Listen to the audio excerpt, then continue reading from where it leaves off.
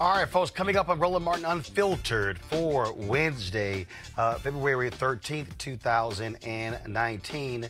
Drama in the case of Lieutenant Governor Justin Fairfax of Virginia. Of course, the DA there in Suffolk County in Boston, he has said that he is willing to pursue the case against Fairfax if Dr. Vanessa Tyson actually files a complaint. We'll tell you the details of that particular story. Also, Tyson spoke at Stanford about the need to believe all victims of sexual assault, not just the rich, those who are white and educated. We have it for you.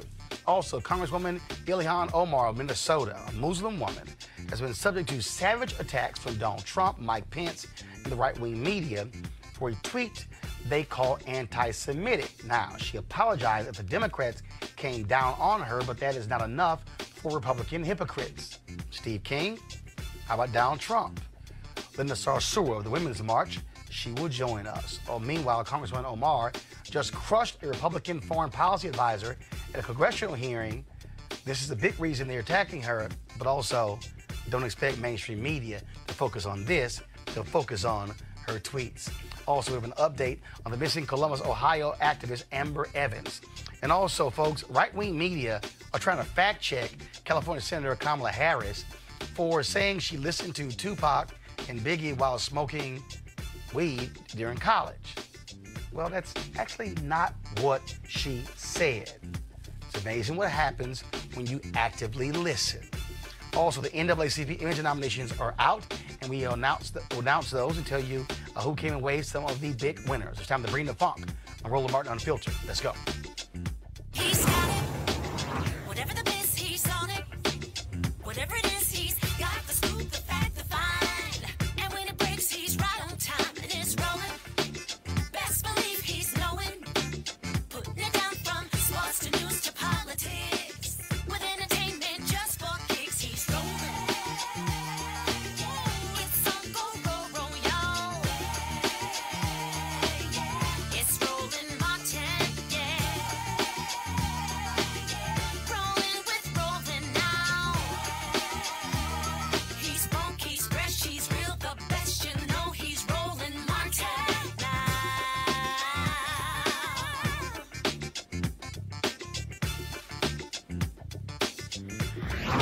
Martin. All right, folks, the latest involving Lieutenant Governor Justin Fairfax of Virginia. Now, you'll recall he's been accused by two women of sexual assault.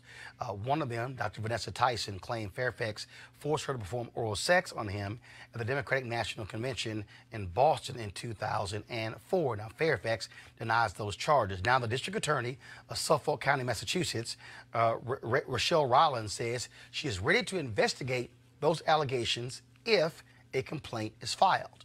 Now, Rollins, a Democrat, emailed a letter to lawyers for Tyson informing them that if Tyson wants to file a criminal complaint against Fairfax, her office will investigate. Now, the question is, will she actually do it? Now, Dr. Tyson, she spoke last night in Stanford. She's a professor, of course, at Scripps College in California and a research fellow at Stanford University.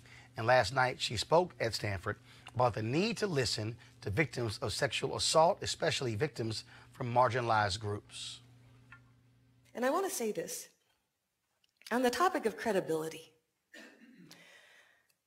it deeply, deeply concerns me that some women who come forward, and some men too, because I want to make clear that, you know, men and boys are victims of rape as well.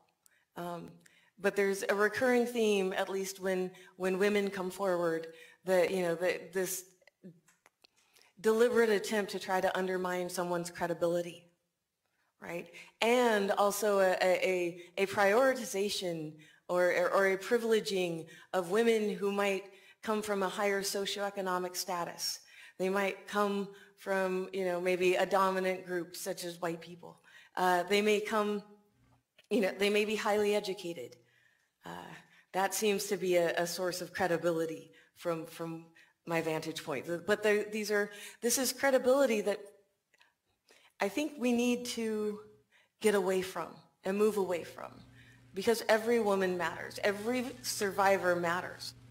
All right, let's discuss this with our panel, Dr. Julianne Malveaux, economist, president emerita of Bennett College, Joseph Williams, senior news editor, U.S. News and World Report, Sue Zodak, founder of the Zodak Agency. So here's first and foremost. So here you have the district attorney who's saying, if you file a complaint, I'll investigate. So far, Tyson, they've not said they wanted to file a complaint. October 2017, she goes to the Washington Post, not to the district attorney. Washington Post chooses not to run a story. A whole year goes by.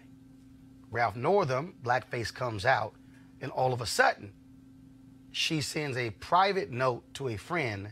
That note is leaked to a website run by conservatives who ran the Northam blackface photo. So the question is, if you want justice, would you not go to the DA and file a criminal complaint as opposed to say he should resign, or say I'll testify at an impeachment hearing? You know, Roland, I am so profoundly conflicted about this for any number of reasons. You have a credible black woman who is accusing an extraordinary young black man of sexual assault. This has come out in an uncanny time, And so I usually say believe the woman, but I posted something on my Facebook page. I said, no, don't believe the woman. Let's have an investigation. Bob Johnson offered to spend $150,000 doing an investigation. He's publicized that. She said no, she wants to have some kind of impeachment hearing. But here's the problem for me with that, Joseph. You have a process right now. You have a district attorney who is responsible for investigating. That doesn't require the Virginia Democrats to launch an impeachment hearing. It doesn't require anything else. If the complaint is filed, she says, I will investigate. If you want an investigation, now here's a piece. Fairfax can't call on the DA to do it. It has to be a complaint from Tyson. That's exactly well, he's calling the FBI, but the reality is they have no jurisdiction. So if you say, believe me, and I'm credible, why not take the DA up? Well, and that's I guess that's part of the problem, is that we have a real disconnect between what she says she wants, which is justice, and what's actually happening. And it's a really tricky issue if you're Justin Fairfax or any other African American man, if you want to go that route, because it's, you know, the whole process speaks to the worst tropes about black men as sexual predators, but also to African American women as hypersexual or people who aren't normally considered victims, as the doctor said. And it seems like you would want to go and clean everything up, having nonpartisan, impartial investigation to try to get down to the root of the facts. But you only have two people who were in that room who actually know what happened. So I'll bring in the Meredith Watson case. Same thing. Happens in North Carolina. She sends a letter. Her lawyer sends a letter to Fairfax lawyers. If you resign by this time, we won't go public. Then they go public. They've since released statements saying, oh, we have corroborating information, the people who she told, we have Facebook's messages, we will testify in front of an impeachment hearing. But same thing. If you actually want, and then they said in the statement, she's not going to speak about it again. I just want him to resign. But if you want justice, and if you want there to be a real investigation, if you're Watson, why not go to the district attorney where you say it happened and file a complaint? These women are, allegedly victims. I think it's very odd that we're starting this conversation questioning what these women should do, as if the onus of what happens next is on their, on top of the burden of everything being on them, as if the future, the justice of everything that's happening is on them. I think going through a trial is an extremely difficult thing. No. But hold on. Okay. So let's pull it back. Explain to me the difference in testifying in an impeachment hearing but not wanting to file a criminal complaint. I can say, as a woman in the workplace, let's say, there is a difference between saying, I want to draw a line for other women or for other men to say, I don't want this man in a position of leadership, especially at a symbol at this level, at a statewide and a nationally recognized public office. And another thing to say, I would like this person to go to jail. But Julian, I'm still trying to understand this. If the lawyers say they are willing to testify in an impeachment hearing, which is a political process, you are saying, I will publicly talk about what happened. If the criminal process is actually there, and that's actually where an investigation can be launched, I'm not understanding why not file that complaint. Roland, you know, as an elder, my heart is totally broken about this for any number of reasons. I think Justin Fairfax is an amazing young man. I've met him. I think he's amazing. I also, as a feminist, listen to these women, and they seem credible. But the timing is funky. There are other words, but let's just call it funky. The timing is bad. And the other thing that's bad is, as you say, you don't have to go to the statute of limitations is not over in Suffolk County, Boston. So you could still go to Suffolk County and file a complaint. I do think that the statute is up in North Carolina. Don't know, but I got you. But I think it is. But at the same time, now Duke University is investigating because Ms. Watson's complaints may not be corroborated. Watson said that she went to a dean at Duke to allege that a Duke basketball player raped her. They said they were not familiar with that. They launched an investigation. They're looking into it. They're looking into it. And as a former college president, what I would say is that these things are not swept under the rug. I mean, they're not swept under the rug. So I really want to see an investigation. I commend Bob Johnson for saying, let me put some money on the table for an independent investigator. And I'm just really, like I said, I'm just heartbroken. I just think, again, I totally understand your point, Sue, about not wanting someone to really relive trauma. But if you say, I'm willing to relive the trauma in an impeachment hearing, to me, if there is a process that's in place right now, because first of all, if you're Tyson or Watson, you have to wait to see if the Virginia legislature actually starts an impeachment process. The DA is saying, if you file a complaint today, I will immediately investigate. That doesn't require waiting on Virginia. It doesn't require hearing from the FBI or Fairfax. It means it can start now. An impeachment process takes that person out of public life. That may be, I can see how... Takes who out?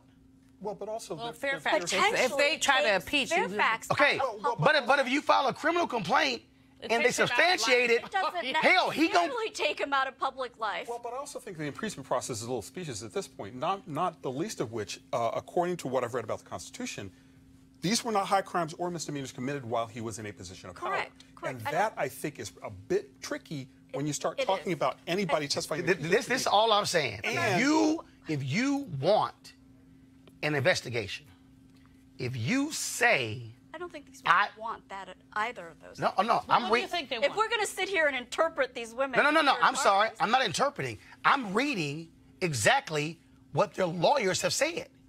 Well, and also... The lawyer from Meredith Watson released a statement where she said, my client and Tyson are prepared to testify at an impeachment hearing. And what I'm saying is, if you are willing to testify at an impeachment hearing, why would you not file a criminal complaint? Roland, you know, the other thing about I hate to do this because I know my feminist friends are gonna beat me up, but there's this thing called a bad hookup. You know, there's just a thing called I am really trying to struggle with two very divergent stories. They both were in the same room. He says consensual sex. They say non-consensual sex. It's been what, at least 15 years. Yeah, 2000, summer 2004. Where they both have come forward. And while I don't want to dismiss any woman, I also don't want to dismiss any man. Right. I mean, here's the deal. I'm not dismissing her or him. What I am saying that if an allegation is alleged and you say this happened to me and I want justice.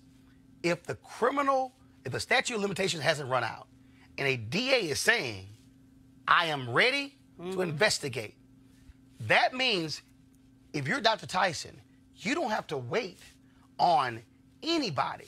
Now, what it does, though, means that you are now in a criminal proceeding, meaning every statement you now make, every statement you now give has to be completely truthful.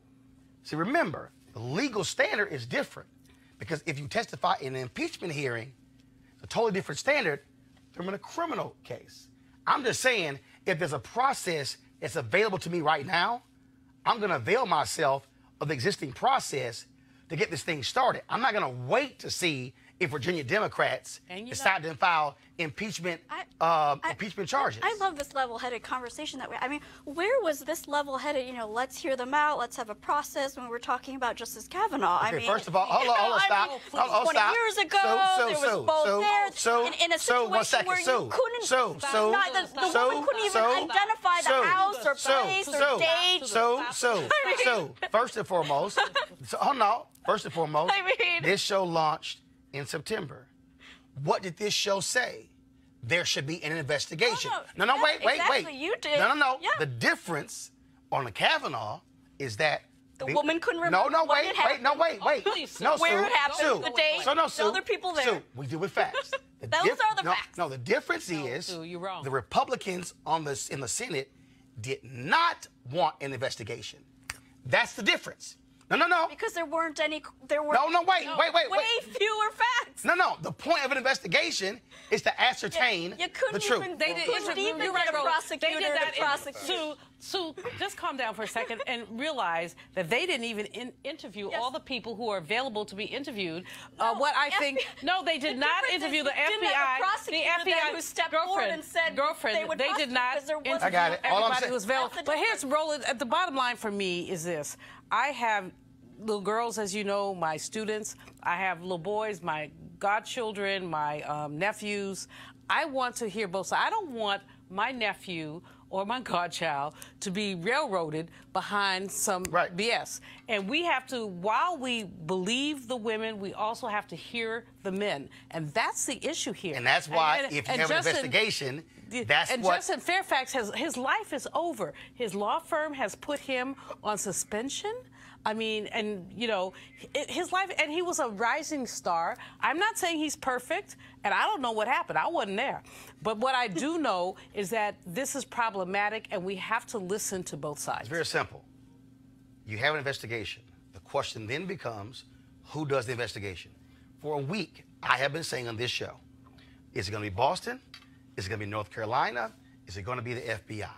The FBI actually doesn't have jurisdiction. Statute of limitations, if they run out of North Carolina, run out.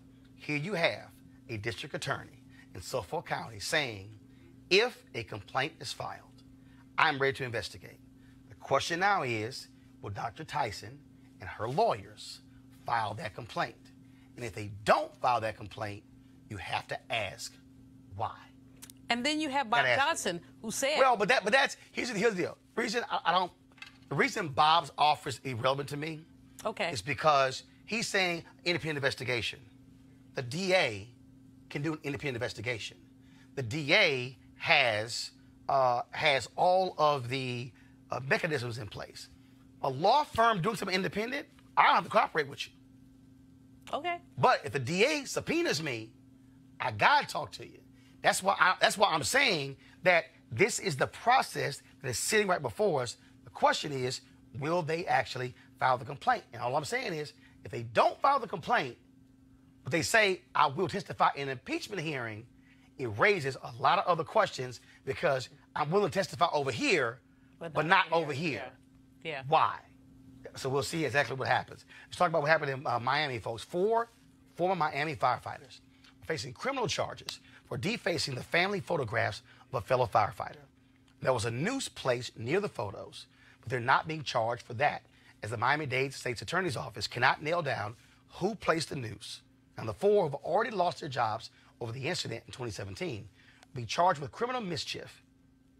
Lieutenant Robert Webster discovered a hangman's noose and sexual images drawn on his family photos. Joining us right now is the head of the NAACP, Ruben Roberts, the president of Miami-Dade NAACP. Ruben, when we talk about this case here, the firefighters lost their job. What do you make of, again, these attacks on this firefighter and this news? Well, I think it's a very tragic event. For those of us who are from the African-American community, we understand what a noose means. And we understand that it's been used as a terroristic tool to really keep black people in their place or put fear in black people. And so this thing that those firefighters, and it was 6, by the way, that were ultimately fired, and 4 that were ultimately charged. And this event was something that, I couldn't even imagine if I had faced come into my office or my room and see these drawings that are on my family photos. To me, it's a threat. You're drawing these sexually explicit images on your wife and your children's photos. It's just, to me, is unconscionable for anyone to do something like that. There's nothing about that rings horseplay. It's something more sinister. And not only that, the fact that you have prosecutors who are moving forward. A lot of these cases before, they fire folks and they say that's it.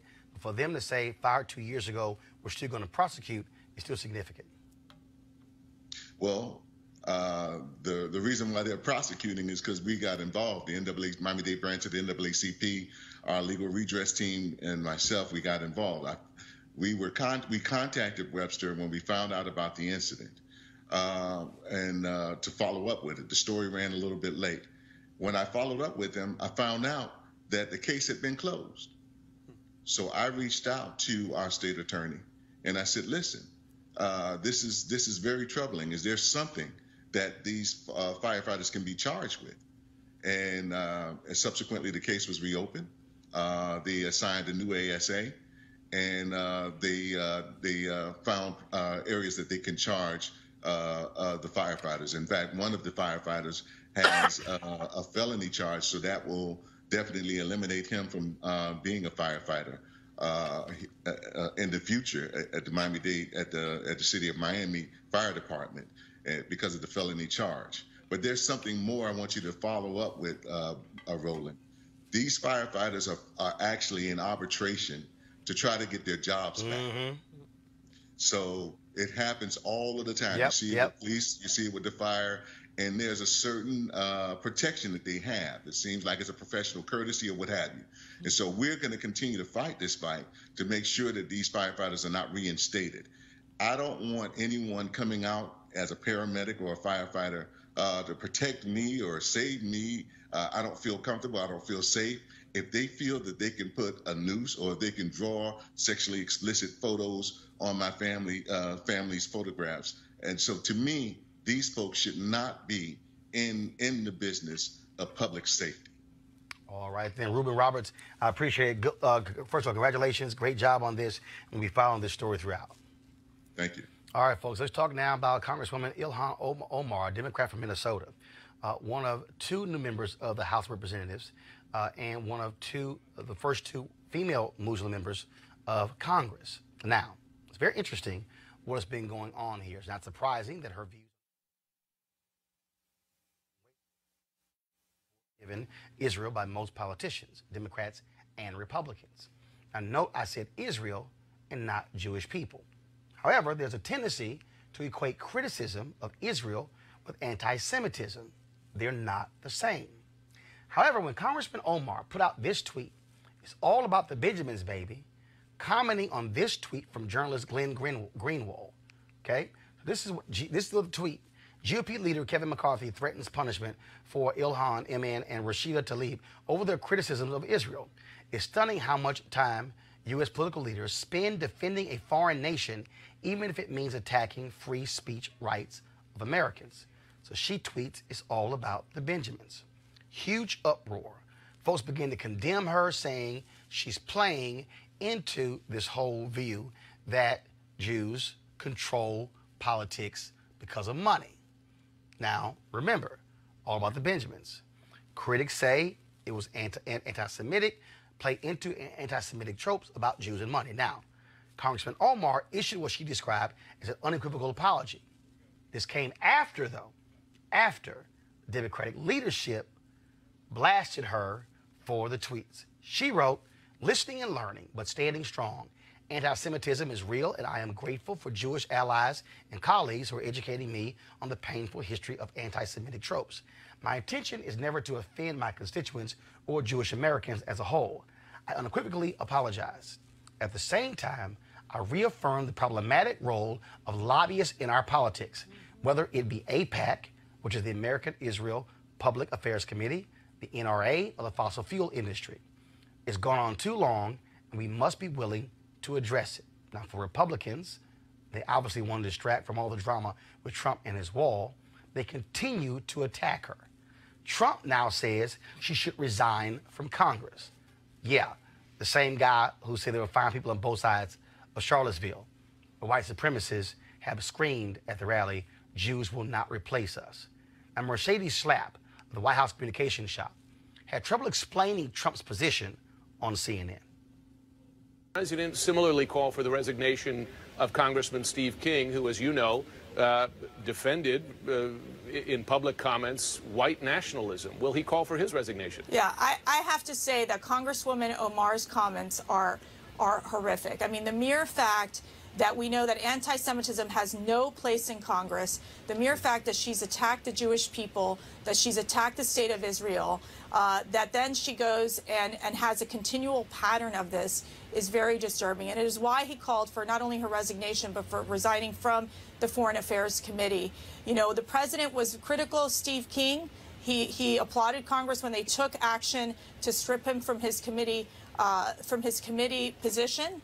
And in essence, we don't have, there's no room for anti-Semitism. There is no room for white nationalism remarks coming from any of these members of Congress. Fair enough, but then why not hold Steve King to the same standard? I mean, he's repeated, Look, we were very tough repeated on Steve Nazi King. comments, retweeted them. He's talked about white nationalism. But when you look at Congresswoman Omar and her comments, I mean, they're appalling. Now, this was interesting. Vice President Mike Pence also wants her to be punished. It is the same guy who said that he was proud to serve in the House with white nationalist Congressman, Republican Steve King of Iowa. And House Minority Leader Kevin McCarthy is one of her harshest critics, but he tweeted this during the midterm campaign.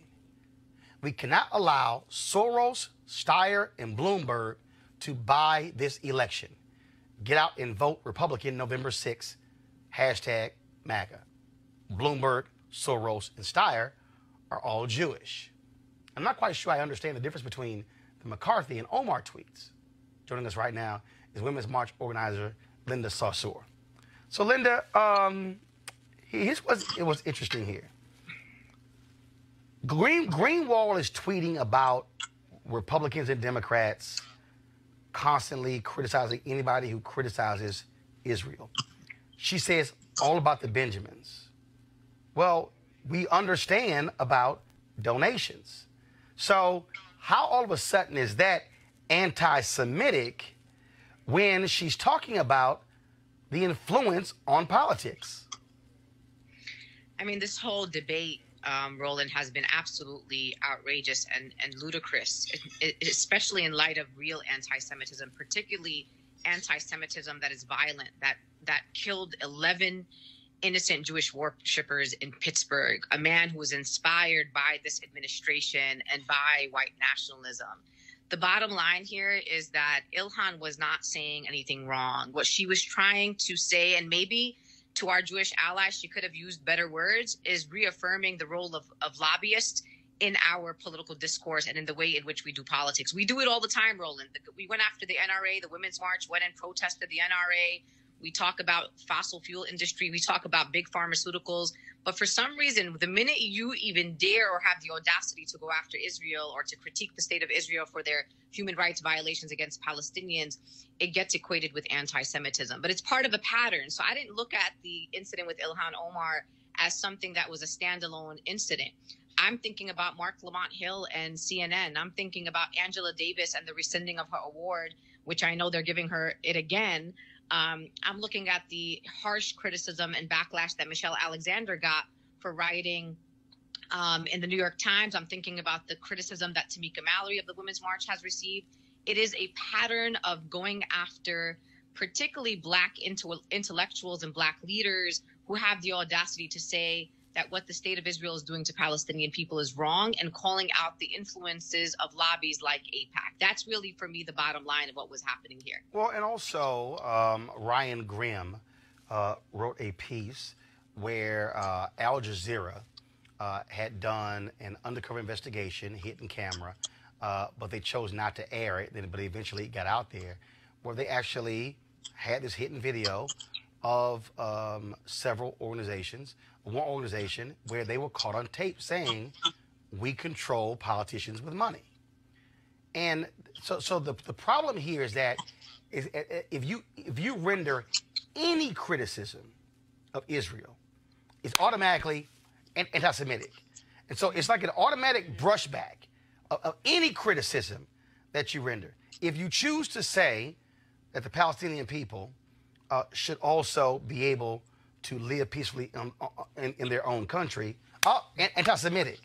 And it's as if we can't actually have a conversation about another country and the fact that Americans, that billions of American tax dollars also goes to that country. It's as if we can't have a discussion. And what's even more interesting, Roland, is that, for example, when I critique, or you and others critique, the Saudi Arabia for their human rights violations against the Saudi people and their ways in which they subjugate women there, and the war on Yemen, that they are literally engaging in an onslaught war on Yemen, killing little Yemeni babies. When we critique the state of, when we critique Saudi Arabia, no one says it's Islamophobic because Saudi Arabia is a Muslim country. And what's actually anti-Semitic is trying to equate the entire Jewish people in the world with Israel. Not all Jewish people are Zionists. Not all Jewish people are pro-Israel. Like, the Jewish people are diverse. They are Black, they are white, they are Eastern European, there are converts to Judaism, there's Arab Jews, many of whom lived with the Palestinian people and coexisted there for hundreds of years. So this idea that Israel is synonymous with the Jewish people in of itself is anti-Semitic, and no one calls that out. And what I know about Ilhan Omar, and I know her personally, is she is a woman who came out of war. She came here to the United States as a refugee. She moved up the ranks as a Black refugee and became a member of Congress. And today, Roland, she was back to work. She was holding Elliott Abrams accountable for war crimes. She was holding him accountable to the war crimes that have been committed in Central America in places like Guatemala. She is not fazed by this. The real problem here is they already were outraged that a Black Muslim woman, refugee from Somalia, found herself on the Foreign Relations Committee. And they do not want women or anyone who's critical of the state of Israel on that committee. She has specifically critiqued Saudi Arabia and has talked about the largest arms deals and our complicity in the war in Yemen.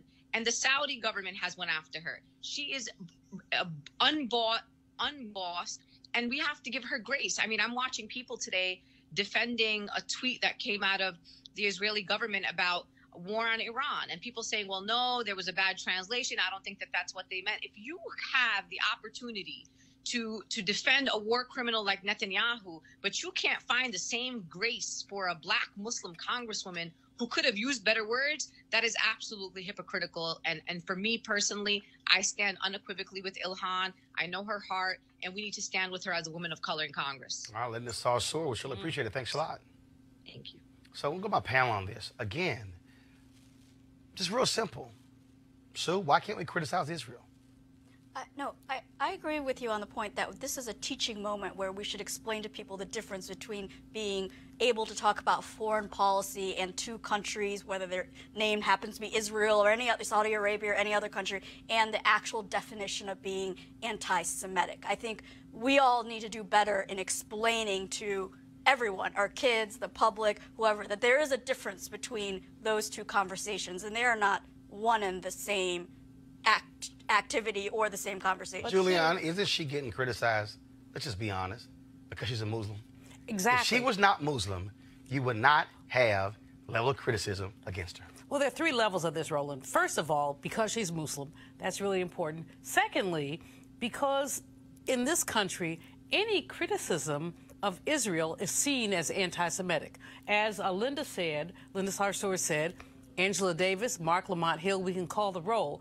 If you criticize the fact that there is an occupation of Palestinians whose human rights are being violated, but if you say that, and somebody's going to call me and say I'm anti-Semitic. No, I'm not. I love my Jewish brothers and sisters, but Jewish and Israel are not the same thing, and we've got to really deal with that. And the third thing is the attack on black public figures and black intellectuals around this issue. And it really is about creating some space. Again, Angela Davis, Tamika Mallory, we call the roll. And so we have to stand up for them and say it's really possible to be a human rights advocate and also to have challenges with what Netanyahu is doing in Israel. We have to say that. And people cannot be thrown under the bus just because they say that. And therein lies the problem. Joseph, we want to talk about, again, when you talk about the reality with Israel, we have to deal with, historically, we discussed it on this show, Israel sold arms to the racist apartheid regime in South Africa. Well, those are facts. Yeah, absolutely. I mean, and I think that also this runs along a continuum, right? I mean, black woman, Muslim, Israel has done some things that and I guess when I'm talking about the continuum, I mean like the liberal wing of the Democratic Party or the establishment wing of the Democratic Party almost is just as much involved in this or invested in defense of Israel as the Republicans are. And it was really interesting to hear Mercedes Slapp say that there is no room for anti-Semitism. But it's not anti-Semitism. Well, I mean, number one, and number two, Steve King, for real? I mean, you know, there's plenty of room in the Republican Party for this. There isn't so much in the Democratic Party, and I think that's one of the things that's been asymmetrical about this whole discussion. The other thing, really, is that people have not surrounded people like Ilhan. They've not surrounded the Congresswoman with support. What truly irritates me is that the Democratic powers that be would smack this woman down for a comment without asking for other kinds of resignation. I love Nancy Pelosi, homegirl, all that. She wrong on this. That was called trying to quickly end this to become a controversy. But let me pull this up. So go to my computer, my iPad, Henry. So Manu Raju, CNN, tweeted this: Representative Ilhan Omar in no mood to talk about her controversies this week. First, she said no, thank you, when asked to comment on Trump saying she should resign. Second time I saw her, she yelled, "Are you serious?" when I tried to question her. Now, others have said she wasn't yelling. But again, when you put this out, that she yelled, she snapped. And a black woman. She snapped. And she said, I've already addressed it. And she's moving on. But again, this is sort of, you know, what they focus on, as opposed to also what she actually does. And so this happened today. Elliott Abrams, of course, the man who was convicted to lying to Congress in the Iran-Contra scandal, has been appointed to a new position. Now, today, Congressman Omar began to question him on some various issues. I'm going to play for you what took place on Capitol Hill. They're not going to be talking about when it comes to Representative Omar. Thank you. Ms. Omar. Thank you, Chairman. Thank you all for being here, and thank you for your testimonies. Mr. Adams, in 1991, you pleaded guilty to 2 counts of withholding information from Congress regarding your involvement in the Iran-Contra affair, for which you were later pardoned by President George H.W. Bush. I fail to understand why members of this committee or the American people should find any testimony that you give today to be truthful. If I can respond to that. It wasn't a question. That was not a question. I reserve the right to my time. It is not right. That was not a question. Committee can attack on February 8th, who is not permitted to reply. That was not a question. Thank you for your participation. On February 8th, 1982, you testified before the Senate Foreign Relations Committee about U.S. policy in El Salvador. In that hearing, you dismissed as communist propaganda report about the massacre of El Mozote, in which more than 800 civilians, including children as young as 2 years old, were brutally murdered by U.S.-trained troops. During that massacre, some of those troops bragged about raping a 12-year-old girl before they killed them. Girls before they killed them. You later said that the U.S. policy in El Salvador was a fabulous achievement. Yes or no, do you still think so? From the day that President Duarte was elected in a free election to this day, El Salvador has been a democracy. That's a fabulous achievement.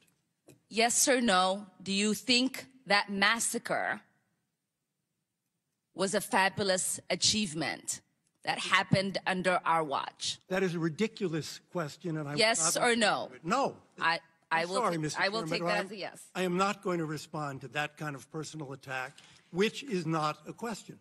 Yes or no, would you support an armed faction within Venezuela that engages in war crimes, crimes against humanity or genocide, if you believe they were serving U.S. interest, as you did in Guatemala, El Salvador, and Nicaragua? I am not going to respond to that question. I'm sorry. I don't think this entire line of questioning is meant to be real questions, and so I will not reply.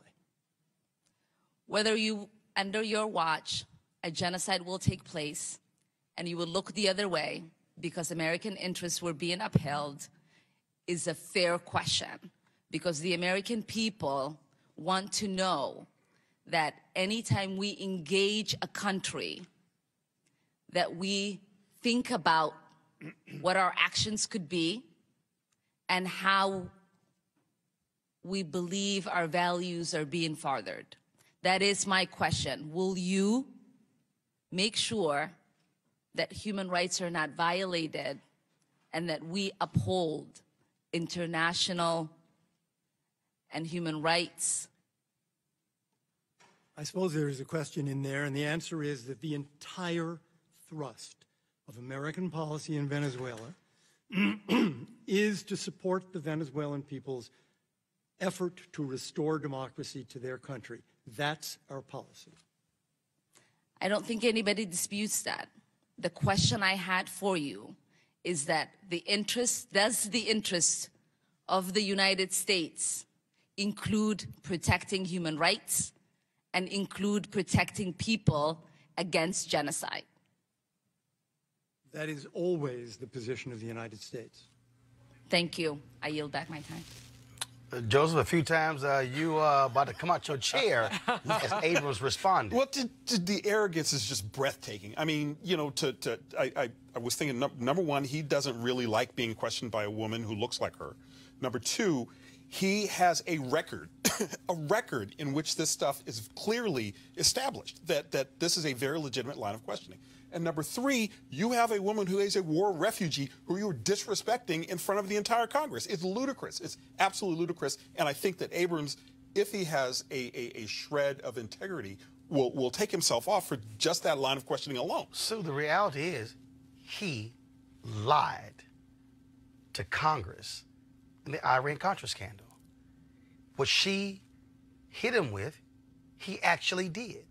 He turned his back on human rights atrocities in those countries. It is undeniable. And to now go, I'm not even going to answer that question. I don't even see how that's even relevant. Yes. What she is saying is, why are we going to send you to Venezuela when you have a track record of turning your back on human rights abuses? Doing the right thing. That's kind of fair to me. No, I think her line of questioning is fair.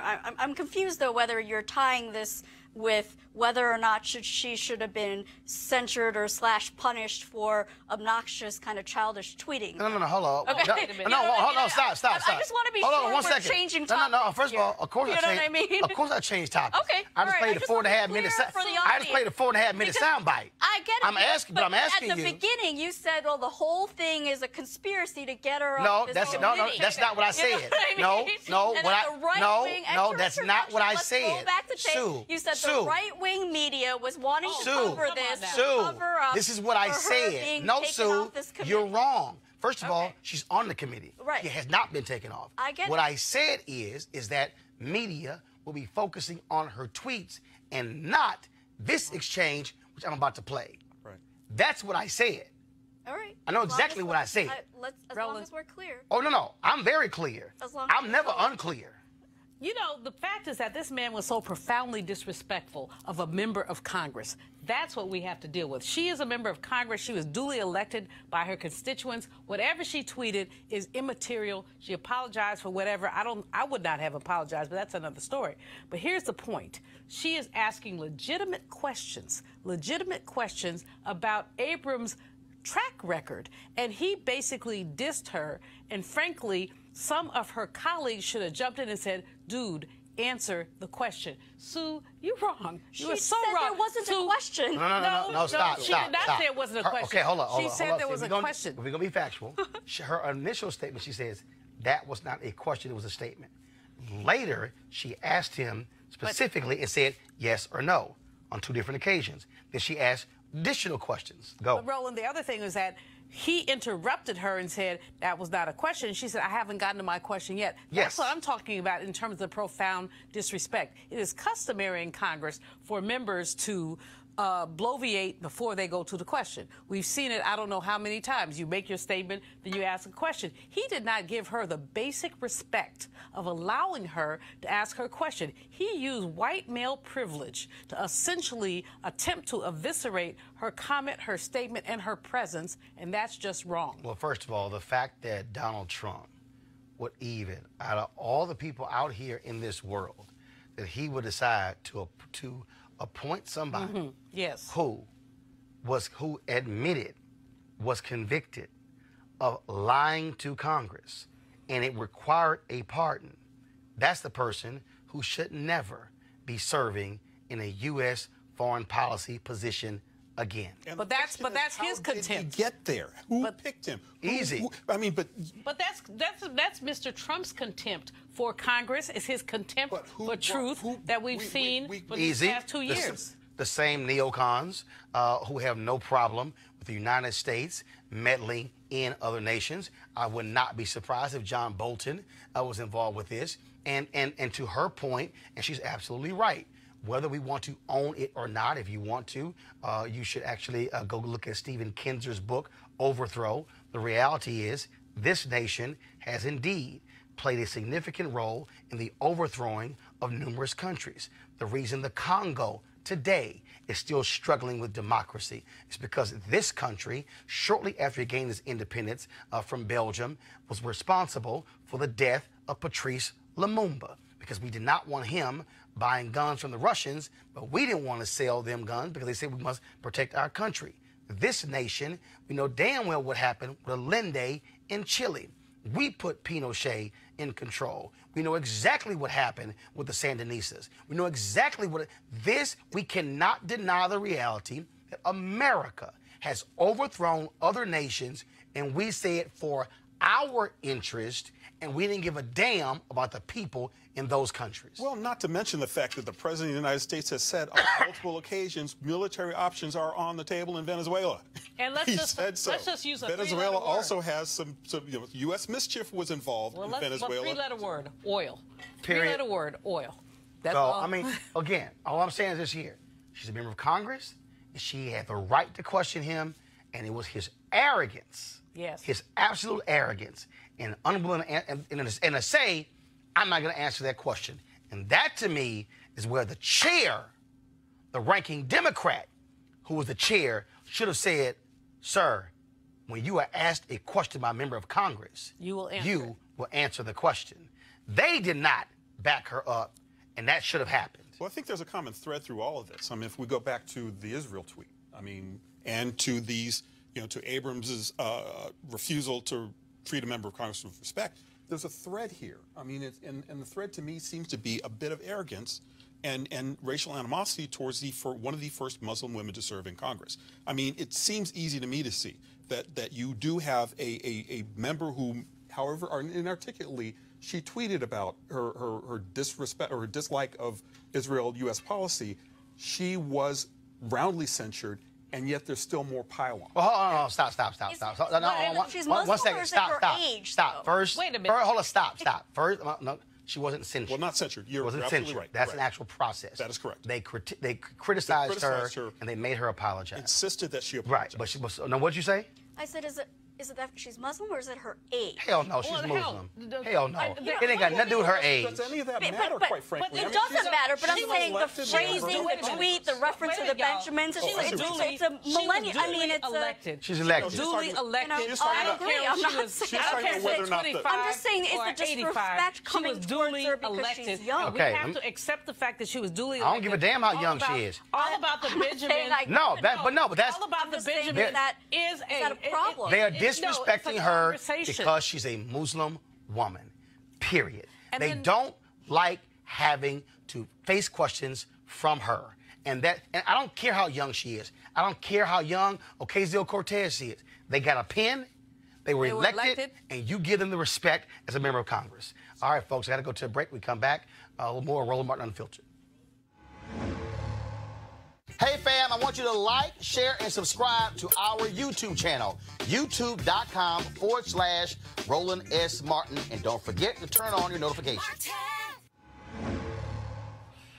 All right, folks, a word from one of our partners. Are you desperate for a good night's sleep? Man, I should have done this last night because I could not go to sleep. Then listen up. Studies show lack of sleep causes stress, irritability, weight gain, and even early death. But you already know how bad it is when you don't get enough sleep. And you try sleeping pills with their annoying and potentially dangerous side effects. Maybe you wasted money on the latest miracle pillow that promises a good night's sleep, but that's all BS. If you've done all of that, here's a solution. It's convenient, inexpensive, has zero side effects. So if you want to experience deep, restful sleep, starting tonight, visit www.sleepmusic.com. Now, this weird little known trick is already helping thousands of people around the world experience better sleep, deeper rest, and happier mornings. And with a full 90-day money-back satisfaction guarantee, what have you got to lose? All you got to do is visit sleepmusic.com to see how this amazing sleep solution can help you. And just use the promo code RADIO to get $10 off. Just go to www.sleepmusic.com and use the promo code RADIO to get $10 off. And so, trust me, I'll be trying that tonight because I didn't get much sleep last night. All right, folks. An update on the case of Amber Evans, the black female activist missing in Columbus, Ohio. Police say there's no evidence of foul play in the case of her disappearance. She's been missing now for 10 days. Folks, if you have any information about her, please call the Columbus, Ohio Police Department Missing Persons Unit at 614-645-4280. 614-645-4280. And we certainly want to find this sister. All right, folks, when the Wisconsin State Assembly went to pass their annual resolution honoring Black History Month, Colin Kaepernick's name came up. The Wisconsin Assembly Black Caucus wanted to honor, among others, Kaepernick, who was born in Milwaukee, Wisconsin. But the Republicans said, oh, no, you not. In the end, the Assembly voted on two separate resolutions, one with Kaepernick and one without. So that's petty. It's petty. Here's a guy from Wisconsin who led his team to the Super Bowl, okay? Starting quarterback. So, the flag, petty? I'm sorry. First of all, That's what you're saying. Well, That's he what didn't. you're No, he didn't. saying. Okay, hold on. He didn't disrespect the flag. He was kneeling in protest. That's your opinion. Protest, no, it is it's a fact. Protest. That's your He did opinion. not disrespect the flag. Disrespect is an opinion. It's not a fact. Disrespecting a flag is burning a flag. Guess what? okay, hold up. Let me also correct you on something. He initially was sitting. It was a former Special Forces military member, who said, Kneel. sitting is disrespect. It's better if you kneel. And he stood, wait a minute, and when he did kneel, that special forces person stood next to him with his hand on his shoulder. So now, wait a minute. Opinions. Excuse me? Those are two people's opinions. So wait, last I checked, can you protest in America? You can, but on the job, on television, Wait. I don't know. What does a protest, in your opinion, look like, though? I think He didn't it's something burn that the you do flag, on your Sue. private time. No, Sue, he did Sue, not burn the flag. are you allowed to burn the flag? No, I don't believe That's you're a lie. The Supreme Court actually ruled that it is free speech to actually burn the flag. At no point did he step on the flag. He didn't piss on the flag. He didn't trip on the flag. In fact, there was no flag. I'm not talking about whether there was a criminal offense. I'm talking about whether it's hurtful No, to people's there is no feelings, criminal offense. i.e. disrespect. I get it. Sue, guess what? It's The a United feeling. States of America is hurtful to my feelings. The fact that black men are lynched daily is hurtful to my feelings. So don't talk to me about feelings, sister. Do not talk to me about But feelings. I'm saying other people can then pass laws based on that too. So you mean tell me that and elect people So who you mean don't tell me- agree with you. So you mean tell me that- representative government, they elected people and they passed the law. So in this country and black women, and you think that's okay? It's a democratic and you think that's okay? representative That's government. So y'all Republicans are so butthurt that you won't even, you say, oh, no, we can't recognize him in a Black History Month resolution, even though he's from Wisconsin. I mean, really? Y'all feelings that hurt? And won a Super Bowl. I don't think it has to do with feelings being hurt. I just don't. you said So why, wait, hold up. If it's that feelings not hurt, well, why block the resolution? I just don't think he's worth recognizing. Neither, frankly, because you want to gain. Neither, frankly, is your president and half So of the United States Congress. Hold on. So you say not recognizing. So is Muhammad Ali worth recognizing? All he did was box. I mean, Is Jackie Robinson worth recognizing? That's hold up, Bill. One second. Bill O'Russell. He wasn't chosen to be recognized. Bill Russell. Russell. You don't even know that for sure. Hold up. Maybe they just didn't feel like his win or his football contributions were that great. But really? But guess what? But his Really? contributions I'm to just civil rights. saying That's you hilarious. don't know. That's Contributions to civil rights were great. I want to go back to, because you didn't let us comment about the Miami-Dade story. I want to ask you a question for your viewers and for the future about who is representing those firefighters on getting their jobs back. And I want you to find out whether it's the union, right? It's the union. You're going, oh, does it matter? Does it matter? No, hold up. It does matter. No. What's the point? That you're not even funny. What's the point? I think your you don't want to deal with the truth. viewers deserve to know whether the people that are trying to help the firefighters in Miami-Dade get their job back is the union representation. I just ask you that question. Hold up.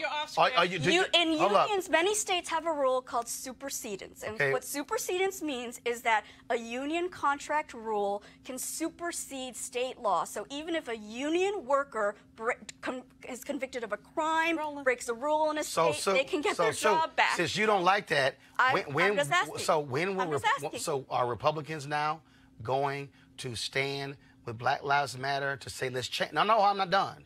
To change the union contracts of police unions? I'm just asking whether. Okay, all I'm saying. I'm just saying you should find out whether it's the union that's trying to get their job back. You know what? You out of order, out of line, and out of control. Out of order, out of line, and out of control. You have a question which Roland may answer one of these days, but here's the question I have for you. What's wrong with you? I mean, seriously. What's wrong with me? Yes. I mean, I live in a wonderful time where women... I'm talking, girlfriend. Colin Kaepernick deserves to be lifted up and honored. It's Black History Month, not only for his Super Bowl victories, but also for the many ways that he has advanced the civil rights movement. Why is that offensive to you? Why is it offensive for you to see? Well, you apparently, you said they said people's feelings are hurt. Well, you know what? Take your feelings and I'm not personally hurt by it. I don't bottom line is this here. Think it's that Let's just be real clear. Republicans in Wisconsin did not want to honor Colin Kaepernick because he chose to exercise his First Amendment rights. Period. Period. That's exactly what happened here. It ain't got nothing to do with, oh, maybe I don't like him because he's from San Francisco. No, that's nonsense. Okay? It's utter nonsense. because the bottom line is Republicans in America continue to be butthurt because Colin Kaepernick dared to protest. And that's why the NFL continues to whiteball Colin Kaepernick. That's why they continue to sign some of the sorriest quarterbacks you've ever seen in your life, and they refuse to actually sign a brother who's actually led his team to the Super Bowl because it's whiteballing. And that's what you have here. Speaking of white folks, check this out. Last week it was Gucci with a blackface sweater, and now Katy Perry is in some trouble with her blackface shoes. And these shoes, pull it up, we're going to sell for $129. Katy Perry's online site pulled them down right away, but they were still available early this week at Dillard's, Forever 21, and Lord & Taylor. Now, the criticism, pull them back up, the criticism was because of how these particular shoes look. Folks are like, why are you doing blackspace? Now Damon John, of course, who founded FUBU, you see him on the Shark Tank, he has his own view because he says that Katy Perry shoes and a Gucci sweater, that's not blackface. It all depends on where the art came from. You know, there's about 15 steps from concept to the end of making garment. Mm-hmm. Trust me, somebody saw that. Right. How does that go through the cracks? It doesn't go undetected. Somebody saw it. However, I have to be very accurate about it. If they were looking at old African-American art, if you look at the old jazz art from the 50s and 60s, it looks like blackface, but it's not. Mm-hmm. But if they were trying to play off of it, you know, we'll see later on. I've seen big celebrities who are African-American wear that type of stuff. They didn't get any slack. Mm. But now Gucci's getting the slack. So we have to be very, I don't know the full story. So on the flip side, basically what I'm trying to say is, it probably was contrived, but you never know what they were trying to respect. Why would they do something like that on purpose? You know, like who says, oh yeah, that's a good idea, put that out? Because you got me talking about it right now. Yeah. Oh, you think it's intentional, like for publicity stuff? I do think so. I think they're really smart. The reason why Gucci's been around so many years, you know, a hot fashion brand lasts 7 years, and they've been around for many more years than that. I think they know what they're doing. That's Katy Perry's shoes. Come on. I can't listen to more of that bullshit. Okay, y'all. Damon John has no idea what the hell he's talking about. First of all, the most important phrase he said is, "I don't know all of the story." So how in the hell are you opining as to the motive behind the sweater? The Wall Street Journal did an article with this guy who owns Gucci. He said that they did not have people in their company who understand or have sensibilities of black folks, even though African Americans play a significant role in Gucci and the amount of money they make. He said in the article that we actually target the sensibilities of Asians. That's what he said. So all this, what Damon John just said, oh, they were looking at black art from the Renaissance and from the, y'all, that was all nonsense. Damon John, I respect what you've done, FUBU, everything else. But when you don't know what the hell you are talking about, don't make up some bullshit because a camera is in your face. All you got to say is, look, I really don't know how that sweater was made. I don't really know what the process was behind it. Hopefully, Gucci will look at their policies. And what your answer should have been. Y'all, we had about another minute, and I couldn't even stand hearing the rest of that nonsense because it was all BS. Now, speaking of nonsense, let me deal with another bullshit story. Okay, Senator Kamala Harris went on the Breakfast Club the other day, and she was asked this question by Charlemagne the God, and this is what she said. What does Kamala Harris listen to? What were you listening to when you was high? What was on? What song was it? Oh, my goodness. Oh, yeah, definitely Snoop. Tupac, for sure. What do you listen to now? Okay, I want y'all to find the full clip because first she was asked. She was first asked, had you ever smoked weed? and somebody said, well, she said, yeah. And they're like, well, was the blunt? What was it? Okay. And she said, when I was in college. All right. That's what she said. Then you heard that question. Well, when you were high, what were you listening to? Then all of a sudden it blew up. Kamala Harris said when she smoked weed in college, she was listening to Tupac and Snoop Dogg. Now, the problem is, she said that was in 86. Well, they didn't come on the scene till 91 and 93. Okay. So all these folks like, Kamala Harris lied because she couldn't have been smoking weed to Tupac and Snoop. Now, let me again deconstruct. And if y'all can find the clip, please do so. The question was, when did you smoke weed? 1986. Then it was, well, what did you listen to when you were last high? Here's what I got from that. She might have smoked some weed in 86, but that wasn't the last time she smoked some weed. She might have smoked some weed. But here's the other deal.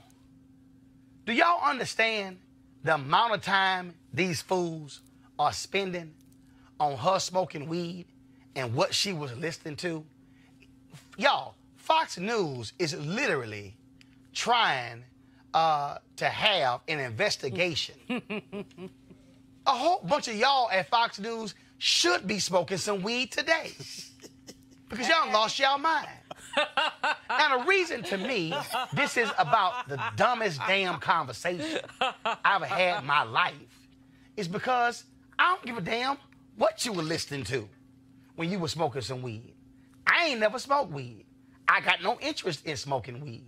Hell, my voice is messed up right now because I'm allergic to smoke. But the deal is, we got states right now that have legalized marijuana. I don't give a damn if she was smoking weed or what she listened to. The question is, what's your policy on legalizing marijuana? If you become president, are you going to enforce federal laws that actually is illegal when it comes to marijuana? That's policy.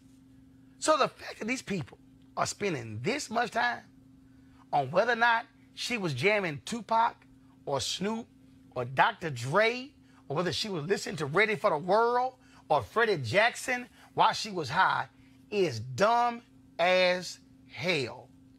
It has nothing to do with policy. So folks, do me a favor.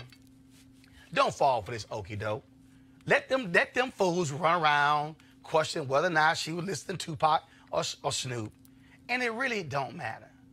It's the policies. It's the same thing down in South Carolina.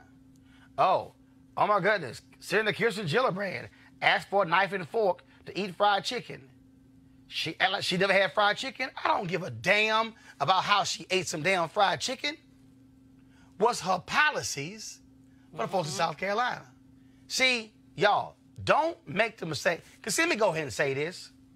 Because see, a whole bunch of black people did the same bullshit in 2016 over Hillary Clinton and the damn hot sauce. Because when Hillary Clinton went on the Breakfast Club and talked about hot sauce, oh, Hillary Clinton, she thinks she down because of hot sauce. But the same fools, and there were some black folks who were fools, couldn't do no damn research without realizing that stories were done on Hillary Clinton when she was first lady about her love for hot sauce. But it was construed as, oh, Hillary Clinton trying to get the black vote by having hot sauce. At the time, Beyonce had a song where she mentioned about hot sauce in the song. So all these fools, oh, there she go. She fronting, she trying to play black people when it was a lie. Literally, y'all, stories were done on Hillary Clinton. Y'all, literally 20 years earlier, talking about her love of hot sauce. But some black folks fell for this bullshit by saying, oh, she's trying to get the black vote. If you don't know how to use Google, shut the hell up. Okay? It's about tired of this nonsense. We are literally, let me go and say this. We are literally asking some of the most dumbass, asinine questions of black candidates that we would not be asking white candidates. I don't care about hot sauce. I don't give a damn about weed or when you smoked it or what you listened to. The question is, if you president, what you gonna do about jobs? What the hell you gonna do about roads and bridges and education? What you gonna do about HBCUs? Come on. What are you gonna do about health care? What are you going to do about the Civil Rights Division and Department of Justice? What are you going to do about the Department of Agriculture? And when it comes to SNAP, what are you going to do about Health and Human Services? What are you going to do about the EPA and the environment? What are you going to do when it comes to the Commerce Department? What are you going to do when it comes to the Small Business Administration? What are you going to do about Minority Supplier Development Agency? What are you going to do? Do not let these crazy folks in media get y'all caught up in bullshit with Kamala Harris and Cory Booker, because if they not gonna ask white candidates the same damn questions, I'm not gonna play these games trivializing black politicians. And the last thing, for all y'all folks out here who running around talking about, is she black enough? Y'all can kiss my ass too. Because I'm sick of us having this stupid conversation about, well, where you from? What's your background? I don't really know. Do you know how many of y'all were asking Eric Holder that? Where's his family from? Barbados. How many of y'all were asking Harold Belafonte that?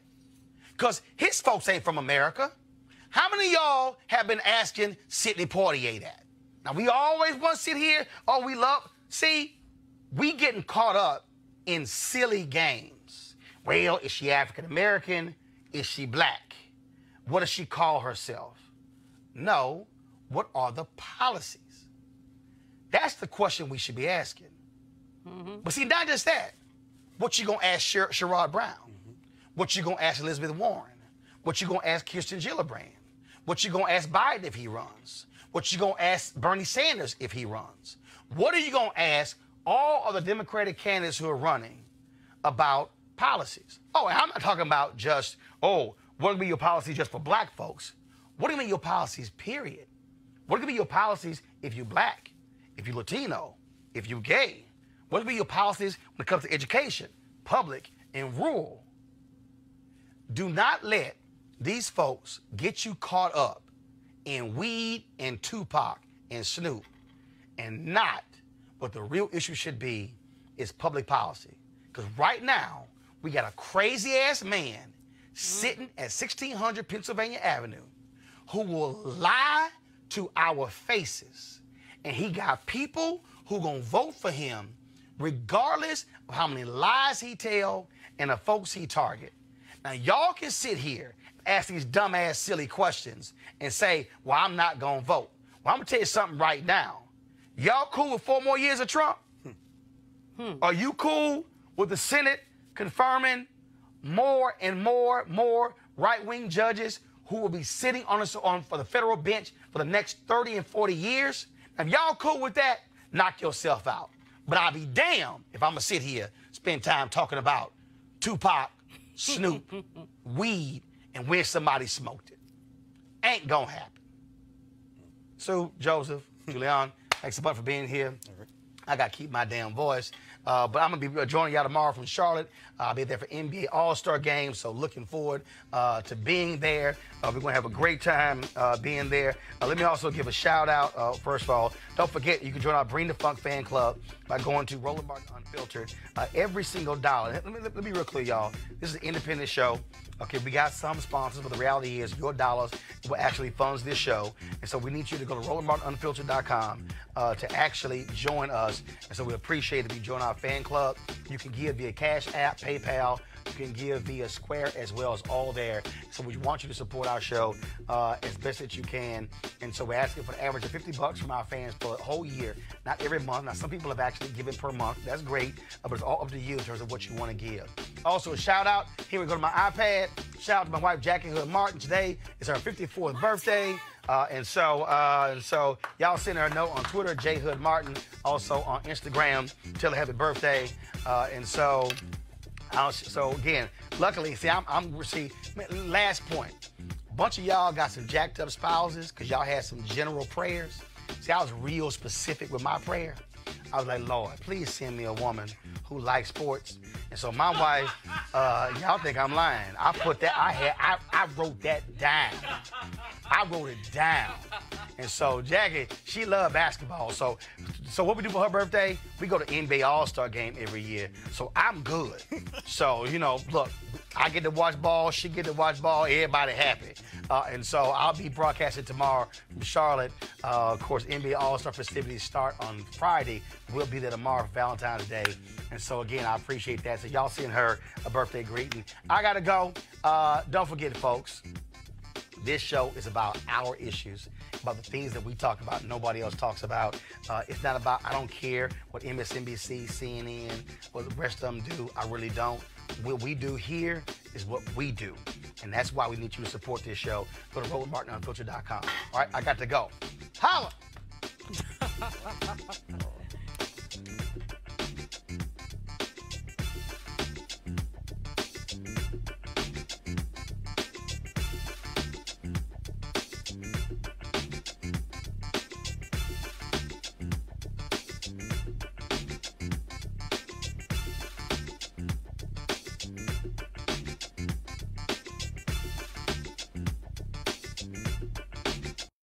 Once again, back is the incredible.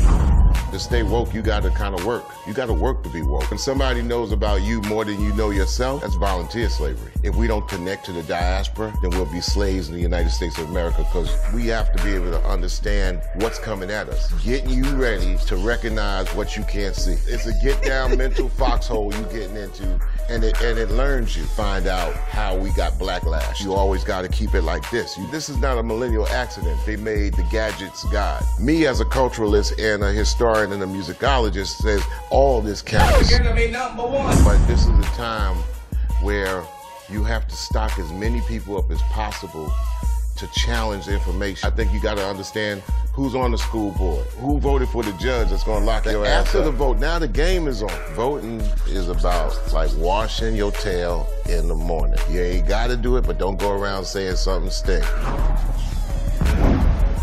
You want to check out Roland Martin Unfiltered?